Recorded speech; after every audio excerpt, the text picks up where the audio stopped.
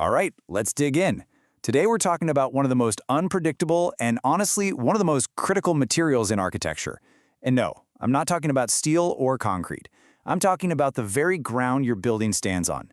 Get this wrong and, well, the consequences can be catastrophic.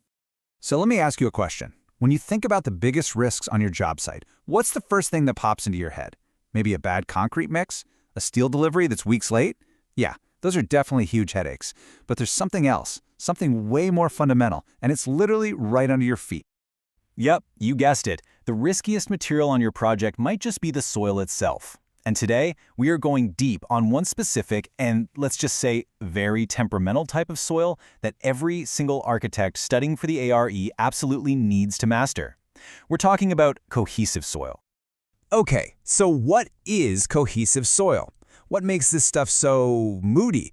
Well, to really get a handle on the risks, we have to start with the basics. Let's break down what this building block beneath our feet is all about. At its most basic, cohesive soil is, well, it's pretty much what it sounds like. The particles cohere, or stick together. The best way to picture it? Just think of sticky soil. That's really it. And that stickiness all comes down to a kind of electrochemical glue between its super fine particles. So where does that stickiness come from? It's really about two main ingredients, clay and silt. But here's the thing, the most important part isn't what they're called, it's their scale. We are talking about particles that are truly microscopic. And honestly, their tiny size is the root of all the problems we're about to get into. I mean, just look at that number, less than 0.002 millimeters. A single particle of clay is smaller than a speck of dust. It's almost impossible to even imagine. And because it's so tiny, it has this enormous surface area compared to its volume. Think of it like a million tiny plates stacked together, and that massive surface area is exactly why it has such a dramatic and often disastrous relationship with water. And that brings us right to the heart of the matter, the water-related challenge. This is why this sticky soil is so temperamental, because it's not just dirt, you know? It's a material with a personality. And that personality is, well, it's all over the place. This right here says it all. Its strength changes dramatically with water content. When wet, it's plastic. When dry, it shrinks and cracks. It's like a Jekyll and Hyde situation. Add a little water and it turns into this soft, pliable mush that has no strength. Let it dry out and suddenly it shrinks, gets super brittle and starts to crack everywhere. Two completely different materials. So you can see its two faces right here. On one side, when it's wet, you've got high plasticity, low strength, and it's just sticky. On the other side, when it's dry, it becomes hard and brittle. It shrinks like crazy, and it's prone to cracking.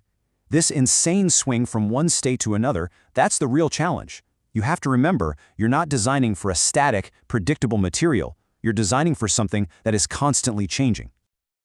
Okay, so what does this mean for your actual project? What are the big, scary risks we're talking about? Well, it really boils down to three main dangers. You've got slope instability, that's about 20% of your problem. Then there's frost heave damage, a pretty big chunk at 30%. But the real monster, the one that accounts for half of all the issues, is long-term settlement. And this gets us to the absolute core concept you have to understand, high compressibility. The best way to think of it is like a very slow-moving sponge. Your building puts this huge load on it, and over months or even years, the water is slowly squeezed out. As the water leaves, the ground compacts, it settles. And the real nightmare is when that settlement is uneven. That's how you get cracked foundations, broken pipes, the whole structural integrity of your building's on the line. All right, enough doom and gloom. We've laid out the problem, but for the ARE, and more importantly for your actual career, it's knowing the solution that really matters. So, how do we master this moody ground? How do we design a smart solution? Let's get into the strategy. This is your 4-step playbook. Memorize this. Number 1, you have to manage the water. This soil won't drain itself, so you need active drainage, like French drains. 2, choose the right foundation. This means going deep. Use pile foundations to punch right through that weak, compressible stuff. 3, protect your excavation. Those vertical cuts you make for the foundation, they will collapse without shoring. And 4, design for the climate. You have to get your foundations below the frost line to prevent frost heave. Okay, let's get laser focused on the ARE now. For everyone studying for PPD and PDD, this is what you need to know. This is how you translate all this soil science into correct answers on exam day. I want you to burn this into your brain. The big three. When you see the words cohesive soil or clay on your exam, I want these three things to flash in your mind like a neon sign. 1. Settlement risk. That's because of its high compressibility. 2. Drainage strategy, because its permeability is terrible. And 3. Frost action, because it's highly susceptible to frost heave. These are the core problems you are being tested on your ability to solve. And this chart right here, this is your study guide. This brings it all together. Look at the logic here. It's a perfect chain of cause and effect. The challenge is settlement. What's the key concept behind it? High compressibility. So what's the ARE design solution? Pile foundations to get past it. See? Or slope failure. Why does that happen? Because of low permeability and trapped water. The solution? Shoring. It's not about memorizing a list of facts. It's about understanding these connections. If you can explain this chart, you are ready for whatever the ARE throws at you on this topic.